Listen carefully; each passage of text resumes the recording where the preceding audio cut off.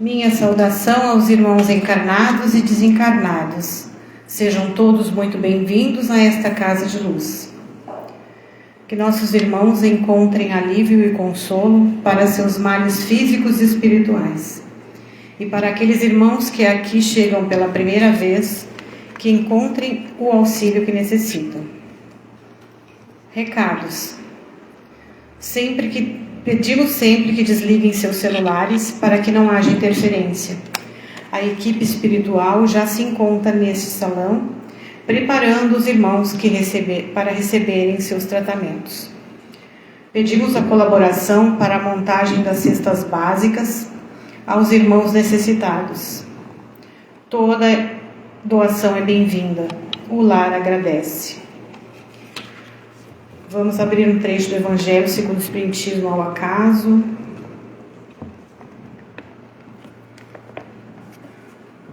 Honrar pai e mãe. O mandamento honrar pai e mãe é uma consequência da lei da caridade e de amor ao próximo, porque não se pode amar o próximo sem amar o pai e a mãe. O termo honrar encerra um dever a mais para com eles, o da piedade filial. Deus quer que ao amor que se deve ter pelos pais se junte o respeito, a atenção, a obediência e a paciência. Assim, é preciso ser mais caridoso e atencioso para com os pais do que para com o próximo de um modo geral. Deve-se ter também o mesmo carinho e atenção com aqueles que assumem o papel de pai e mãe. O mérito desses pais será proporcional à dedicação que dispensarem a seus filhos não biológicos.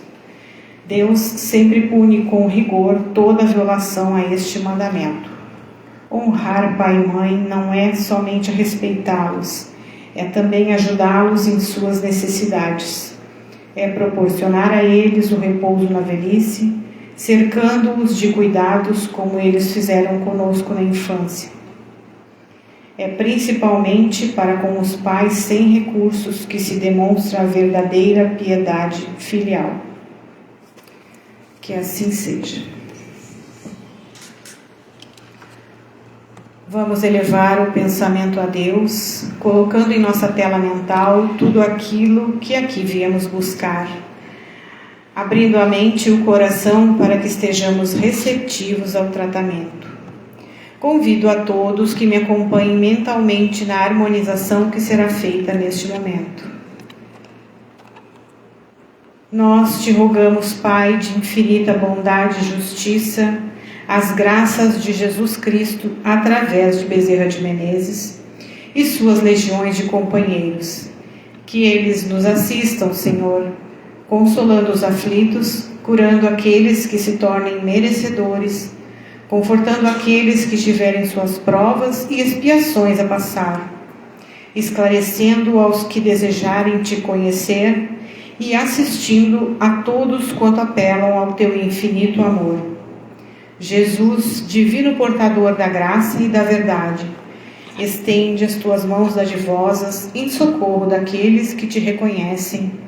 Ó despenseiro fiel e prudente, fazei divino modelo através de tuas legiões consoladoras, de teus santos espíritos, a fim de que a fé se eleve, a esperança aumente, a bondade se expanda e o amor triunfe sobre todas as causas. Bezerra de Menezes, apóstolo do bem e da paz, amigo dos humildes e dos enfermos, movimenta as tuas falanges amigas em benefícios daqueles que sofrem, sejam males físicos ou espirituais. Santos Espíritos, dignos obreiros do Senhor, derramai as graças e as curas sobre a humanidade sofredora, a fim de que as criaturas se tornem amigas da paz e do conhecimento, da harmonia e do perdão, semeando pelo mundo os divinos exemplos de Jesus Cristo, e que assim seja. Passamos a palavra ao nosso irmão Gabriel, que fará a palestra dessa noite. Seja bem-vindo.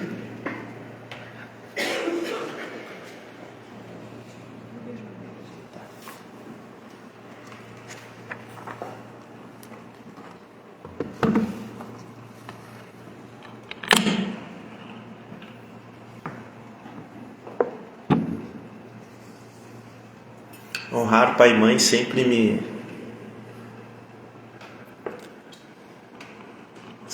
traz muita atenção, né? Honrar pai e mãe. Obrigado.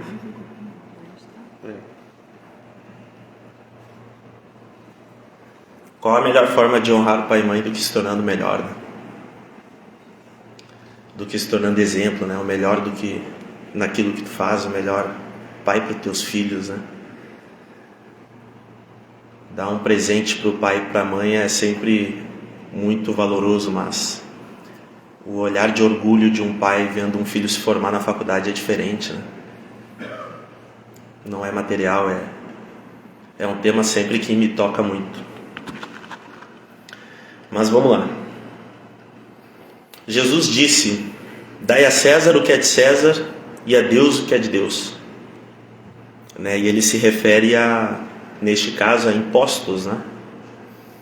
Por conta de toda a estrutura, de todas as estradas, de todo o saneamento que existia na época, que Roma proporcionava, ainda assim por uma via de império, de imposição, mas ainda assim ele proporcionava para aquela região, para aquele povo que estava ali. Então, como os homens aceitavam pagamentos, né, em moeda de prata, Jesus disse, né, com uma moeda de prata na mão: dai a César o que é de César e a Deus o que é de Deus. Já o inverso não é admissível, né, cobrar por bênçãos, por bênçãos, por lugares mais perto de providência divina, né, por cargos religiosos. Isso não era admissível, e ainda não é, né? Obrigado. E foi esse o sentido, né, que Jesus trouxe nesta fala: dai a César o que é de César e dai a Deus o que é de Deus. Então, boa noite, meus irmãos. Com carinho muito grande que eu retorno a esta casa, né? Eu digo retorno porque retornei da semana passada para cá, mas me faço hoje trabalhador deste grupo de pessoas que estão buscando a cada dia se tornar melhores e se dispõem ao trabalho do Lar Irmã Esther. Hoje a gente vai falar a respeito do capítulo 26 do Evangelho segundo o Espiritismo, e trata sobre os mercadores expulsos do templo, né? Por isso que eu comecei a fala trazendo essa reflexão, para que a gente conseguisse ter o mesmo ponto de partida. E aí, dentro do que eu preparei para hoje, eu dividi em 3 etapas. A primeira é o contexto, né, onde esta passagem ela acontece no Evangelho, o contexto histórico, no caso da época, o ato em si, né, de Jesus, e como isso reflete no dia a dia de cada um de nós, né? Qual a relevância que a gente pode trazer essa passagem do Evangelho para o nosso dia a dia, né? Para que a gente consiga utilizar no nosso dia a dia. Trazendo um contexto histórico,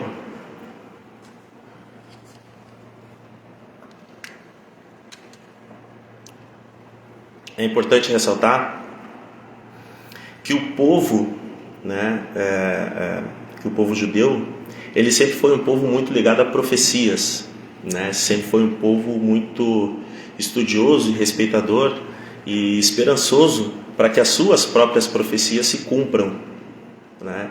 Então a Páscoa por si só ela já era um movimento muito forte, né, com aquele povo. Então a gente pode pegar um exemplo prático para todo mundo estar mais ou menos alinhado. Jerusalém naquela época tinha aproximadamente em torno de 70, 80 mil habitantes. Em algumas regiões, em alguns momentos, né, do ano, um pouco mais, 90 mil habitantes. Quando chegava a época da Páscoa, essa população ela ia para aproximadamente em torno de 300 mil, 400 mil, 500 mil habitantes. É como se a gente pegasse uma praia nossa na região aqui, Capão da Canoa, Torres, enfim, e tivesse o final de ano, né? O ano novo na praia, onde fazia com que o movimento da praia não só dobrasse, triplicasse, aumentasse muito a movimentação de toda a cidade. A gente teve registro, se eu não me engano, de Capão da Canoa, que registrou mais de 1 milhão de habitantes, e normalmente é uma cidade em torno de 100 e poucos mil habitantes. Só para a gente estar alinhado. Naquela época que Jesus já estava sendo comentado por toda a região, era muito esperado naquele povo a chegada do Messias, do filho de Davi, no domingo de Ramos, que é um domingo que antecede a Páscoa. Então a gente pode colocar no contexto histórico, mais ou menos, em torno de 800 mil pessoas esperando a chegada de Davi em Jerusalém, naquele domingo de Ramos. Isso significa dizer que Roma, muito preocupada com toda a movimentação que poderia acontecer naquela semana, ou seja, o Messias libertador dos judeus de Roma, aumentou também a sua guarda para aquele feriado, para aquela semana. Isso é acompanhamento histórico, é contexto histórico. Logicamente, o templo de Jerusalém, que era um templo também muito grande, giravam em torno ali de mais ou menos entre 20 e 25 mil pessoas. Era um templo que tinha vários pátios divididos.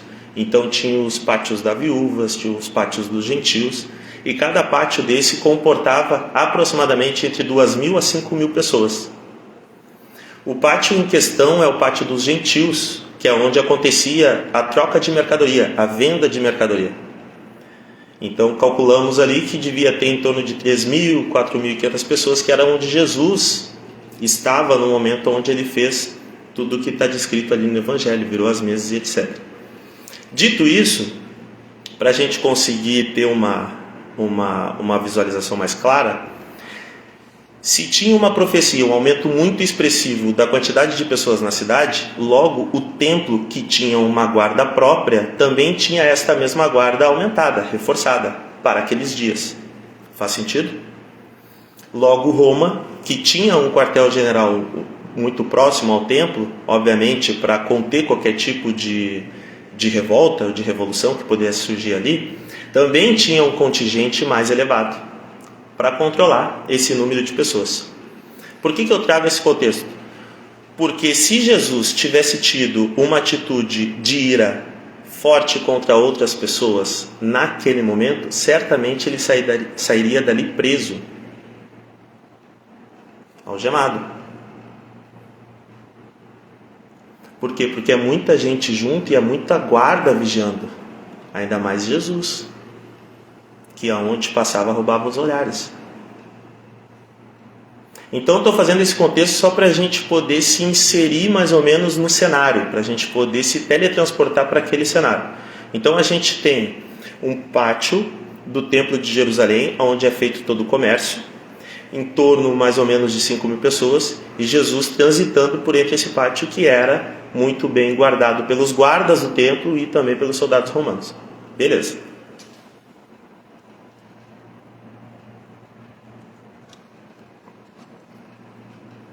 Gabriel, o que Jesus fez então?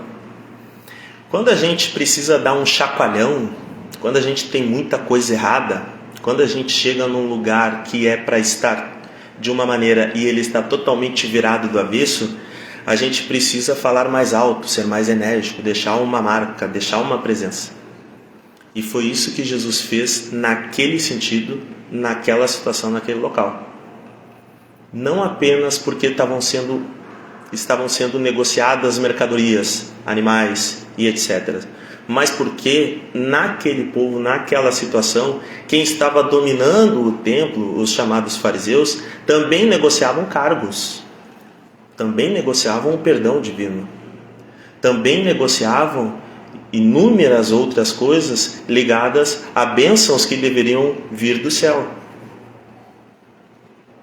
Como então ele chega na cidade de Jerusalém para cumprir a profecia do Messias e encontra mercadorias sendo vendidas dentro do templo e acima disso ainda todo um intelecto espiritual e uma reserva, digamos assim, de perdão sendo negociada por entre aquelas paredes que deveriam ser santas, sagradas.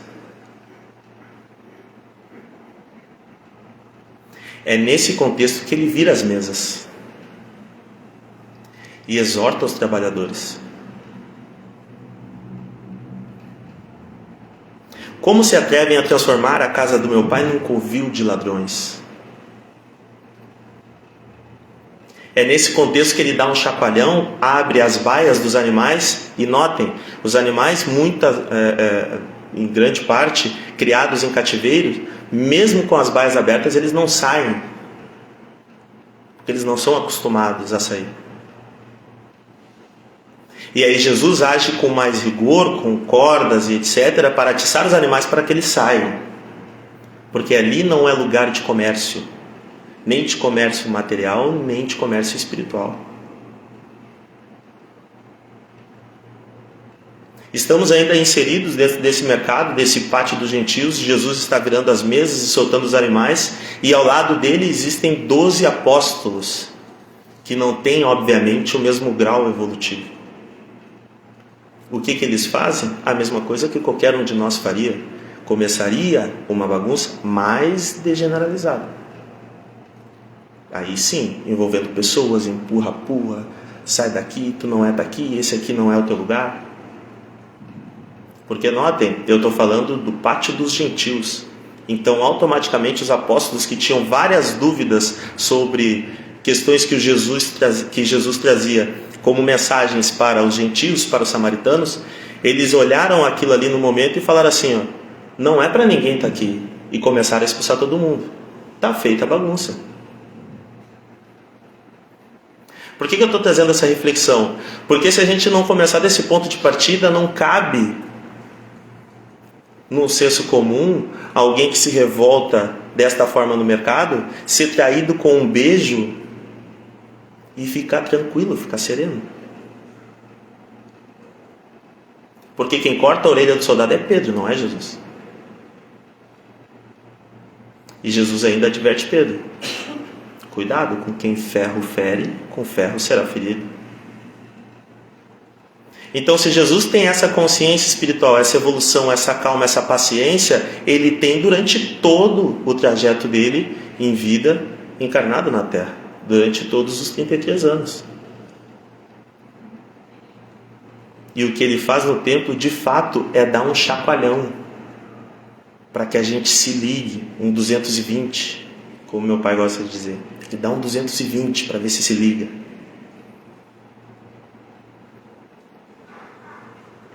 Porque ainda assim, no nível altíssimo de estresse, no ápice da crucificação, ele olha e diz assim: Pai, perdoa eles, porque eles não sabem o que fazem.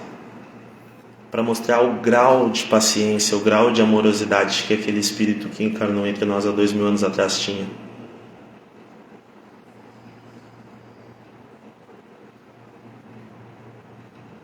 Tendo isso em vista, então, Gabriel, o que isso tem a ver? O que Jesus está mostrando para nós nesse sentido?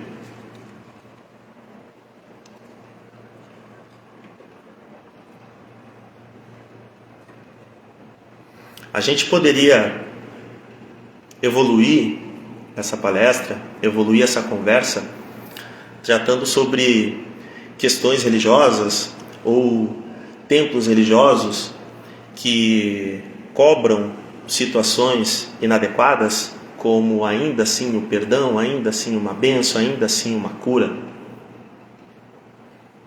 E tudo isso é motivo de estudo, para que a gente consiga entender um pouco mais da natureza humana, um pouco mais do que cada um de nós, a gente querendo ou não, a gente tem dentro da gente, o que a gente precisa combater. Porém, esse chacoalhão, na minha visão, nos meus estudos que eu me preparei para a palestra, ele está muito ligado ao que a gente vai fazer da porta para dentro, muito mais ligado ao que a gente vai fazer da porta para dentro do que da porta para fora. Porque da porta para fora é um mundo que aí está posto. A gente precisa viver, a gente precisa trabalhar, a gente precisa batalhar pelos nossos, né? Pelos nossos idosos, pelos nossos pais, pelos nossos filhos, por nós mesmos. O mundo está aí, mas como a gente vai agir com o mundo que está aí é o que eu acredito que realmente importa. Muitas das vezes a gente vem para a casa espírita esperando um conforto, um abraço, um afeto, e está tudo certo. A gente encontra isso também na casa espírita. Afinal, o Espiritismo é o Consolador prometido. Mas muitas vezes a gente precisa de um chacoalhão também. A gente precisa parar de negociar aquilo que a gente quer com aquilo que a gente, vamos deixar para depois. Eu vou vendo. Porque afinal de contas os nossos objetivos eles estão ali, a um passo. E o nome desse passo é mudança de atitude. Mas aí quando eu coloco a cabeça no travesseiro, eu tenho algumas recordações durante o dia de coisas que eu não me orgulho de ter feito. Quando eu venho na casa espírita, absorvo todos esses ensinamentos e saio dali para fora e não coloco isso em prática, eu estou negociando, eu não estou dando de graça aquilo que eu recebi de graça. Eu não estou sendo o exemplo, porque o Evangelho é muito mais do que está escrito. O Evangelho é para ser vivido, é para nos tornarmos exemplo. Dentro do nosso dia a dia, dentro do nosso trabalho, dentro do nosso cotidiano, dentro das nossas relações interpessoais. Aí eu pergunto, até quando que a gente vai continuar negociando isso?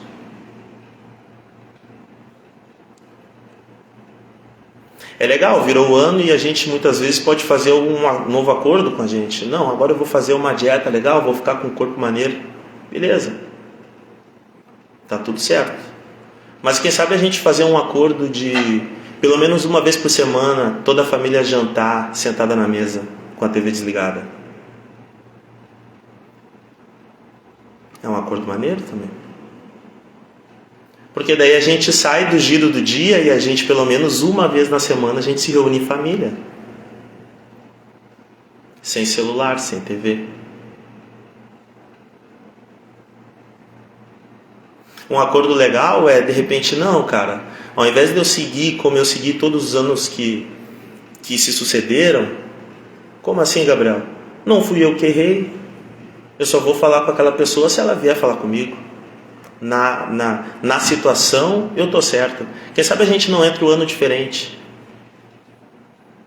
Quem sabe a gente não entra o ano deixando isso de lado. Dando esse chacoalhão, virando as mesas internas que a gente tem do nosso orgulho e deixando isso de lado. Eu vou atrás dele, por quê? Porque ele é meu irmão. Porque eu gosto daquela pessoa. E o maior desafio para todos nós é naquela região, aqui dentro, onde é difícil a gente tocar. Quando a gente começa a pensar e já quer desviar o pensamento, é ali que mora. Ali que está o ensinamento, ali que está o aprendizado. Ali que a gente precisa abrir as grades, deixar os animais sair, ali que a gente precisa limpar, ali que a gente precisa arejar. Ali que está o cerne do orgulho.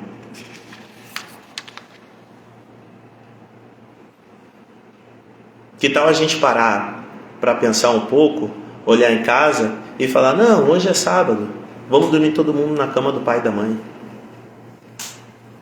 Deixa os netos ficar aqui hoje.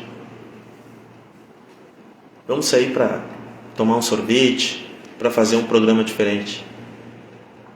Esses planos parecem simples quando a gente começa a olhar de fora, quando a gente começa a olhar de longe. Mas as lembranças que a gente está gerando, que a gente está cultivando e que a gente está plantando na cabeça de quem está à nossa volta não tem preço.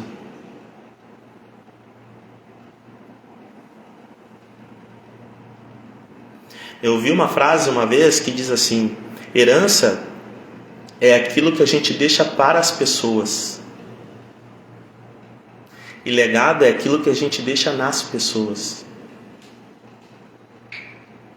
O que será que a gente está deixando nos outros?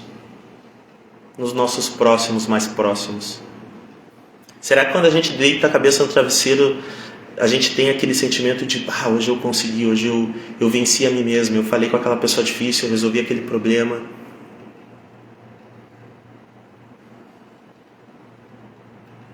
O ano de 2026 vai ser diferente. Eu vou ter uma rotina mais próxima da casa espírita ou de outro templo que faça a pessoa se sentir bem espiritualmente falando. O ano de 2026 vai ser um ano diferente. No mínimo uma vez por mês eu vou tirar um tempo para mim, para minha família, vou sair para tomar um chimarrão, vou sair para visitar os avós.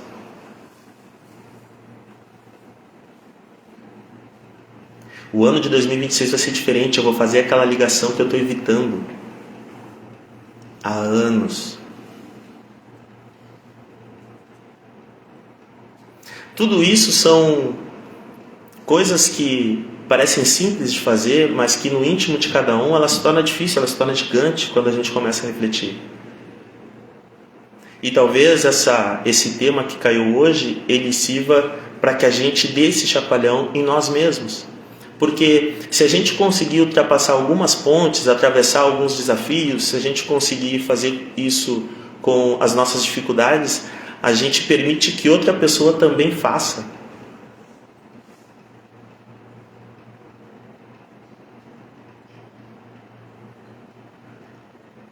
Porque é muito legal acompanhar uma pessoa e saber, aquela pessoa é uma pessoa legal, uma pessoa interessante. E aí passa um tempo e tu entra na casa espírita ou tu vai em algum outro lugar e tu vê esta mesma pessoa de um jeito totalmente diferente. Mais madura, mais compenetrada. E aí automaticamente na cabeça da gente vem aquela pergunta, o que será que aquela pessoa está fazendo? Onde será que aquela pessoa está indo? Porque eu conheci o Gabriel não era assim. Isso significa dizer que o brilho que a gente está gerando está permitindo com que outras pessoas brilhem também. E isso é mágico. Não tem dinheiro que pague. Mas às vezes a gente fica preso nas nossas convicções. Eu sou assim, eu nasci assim, eu não vou mudar, não mudei até agora. Só que a gente percebe que quando a gente fala sobre tecnologia as coisas são um pouco diferentes. Um exemplo que eu dou. A cada programa que recebe uma atualização, o nome dado para essa atualização é upgrade. Então saiu lá o Excel 2025 em julho. O Word 2025 em julho. Em julho de 2026 saiu o Excel, o Word aprimorado, atualizado. Ele recebeu um upgrade. Ele está melhor, mais rápido, mais dinâmico, com ferramentas melhores. Muitas vezes nós tratamos isso que é tão básico e óbvio de uma maneira diferente. Eu já não tenho idade mais para mudar. Como assim? Se eu sou a melhor versão minha, mais experiente, mais maduro, mais inteligente, como que eu não vou mudar? Como assim eu não vou receber, eu não vou fazer o meu próprio upgrade? O Gabriel de 18 anos não tinha como pensar como o Gabriel de 34. Não era possível. Então o Gabriel de 34 automaticamente ele tem que ser melhor do que o Gabriel de 18. E assim sucessivamente. Não o inverso. Porque cada ano que passa a gente deve crescer e desabrochar como se a gente fosse uma flor para coisas novas. Não como se fosse um repolho crescendo e vai incrustando. Já que a gente está falando disso, por que não então virar a mesa, fazer coisas diferentes para que obtenhamos resultados diferentes?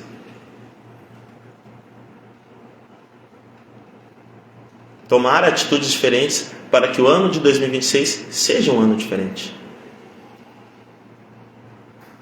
Fazer aquilo que a gente se propôs a fazer, talvez na virada do ano, quando a gente estava pulando as 7 ondas, ou fazendo aquelas orações, ou fazendo aquele agradecimento por tudo que passou. Só depende da gente.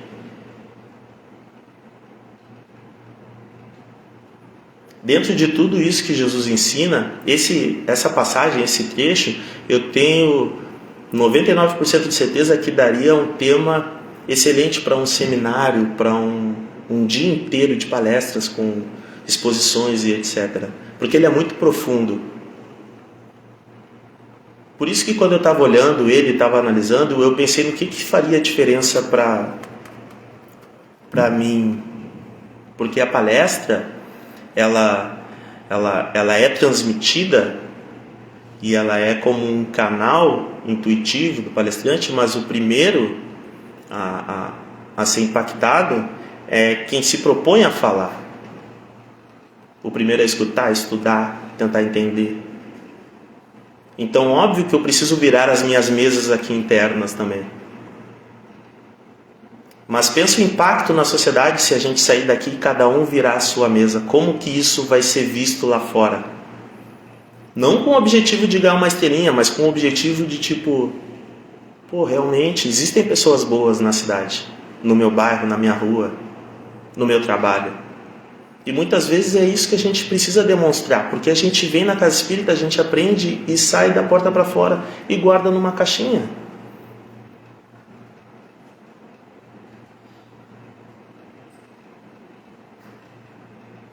Quando Kardec decodificou o Espiritismo, ele trouxe diversos ensinamentos para que a gente conseguisse absorver e transmitir ele no mundo em que nós vivemos.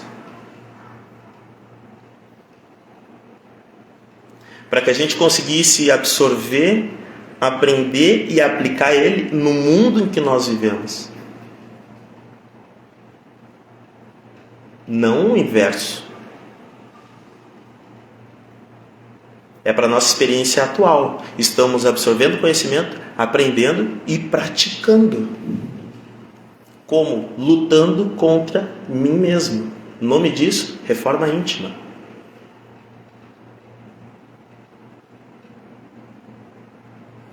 A partir daí, eu acredito fielmente que a gente consiga ver, né, na sociedade um pouco mais daquilo que a gente almeja. Uma sociedade um pouco mais justa, um pouco mais humana, um pouco melhor do que aquilo que a gente tem visto, né? Porque eu acredito que todos aqui queiram, numa segunda-feira, num dia de trabalho, acordar e encontrar pessoas boas pelo caminho, pessoas sorridentes, pessoas motivadas, pessoas, enfim, pessoas felizes.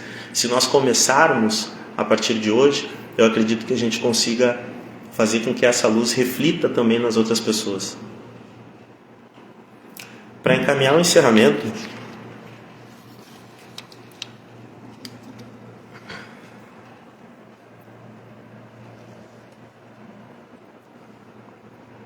eu quero dividir com vocês um momento de oração. Queria que todos nós nos concentrássemos nesse momento, para que a gente conseguisse vibrar positivamente, né, por todas as pessoas que estão aqui, pelos espíritos encarnados e desencarnados, e por todas as pessoas que a gente carrega, né, dentro do nosso coraçãozinho, dentro da nossa, do nosso pensamento, que não puderam vir hoje, mas que também vão receber essas boas vibrações.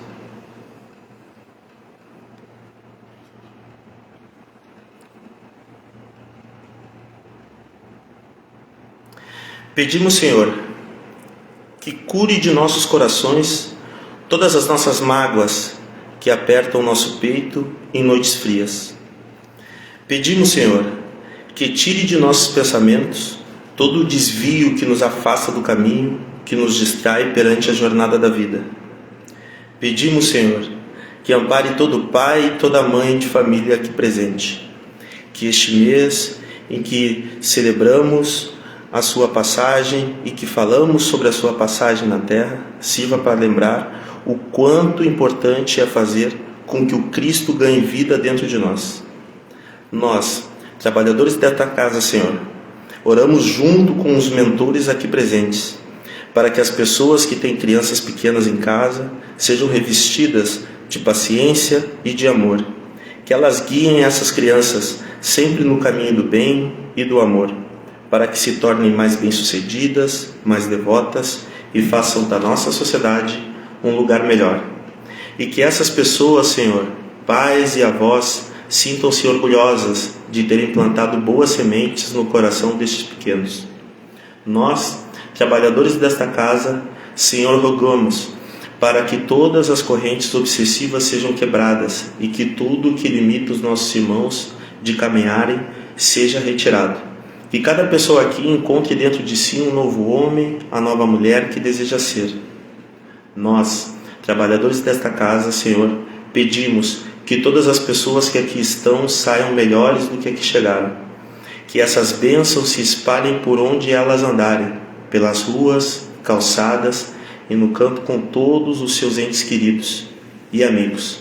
Que essas pessoas sejam um espelho do seu Evangelho, da sua obra e de toda a sua luz.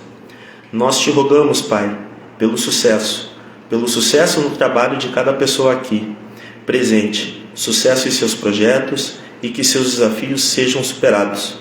Nós, trabalhadores desta casa, Pai, te pedimos pelos nossos mortos, que eles encontrem o caminho da luz, que as lembranças tragam conforto ao coração de cada encarnado e que esse conforto crie o caminho de luz para cada irmão que já fez a passagem.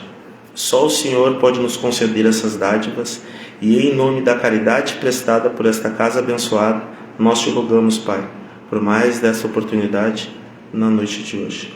Que assim seja.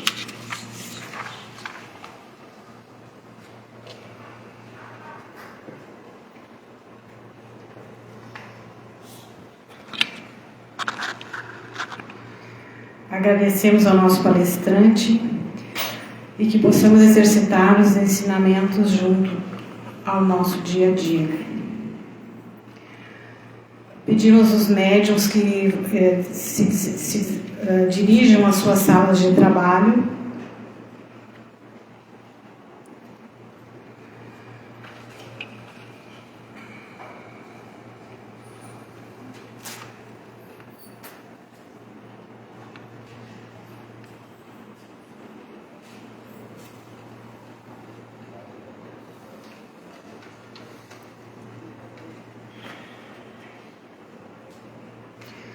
As fichas de passe isolado, ficha azul e passe magnético, ficha rosa, podem se dirigir ao trabalho.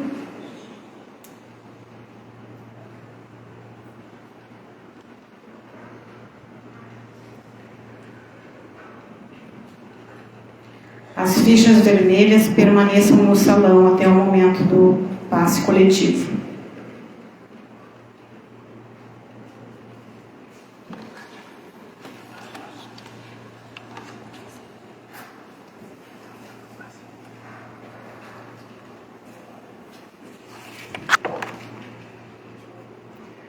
Elevamos o pensamento a Deus na prece de encerramento para que as energias possam ser coletadas pelos irmãos espirituais e encaminhando a todos os necessitados.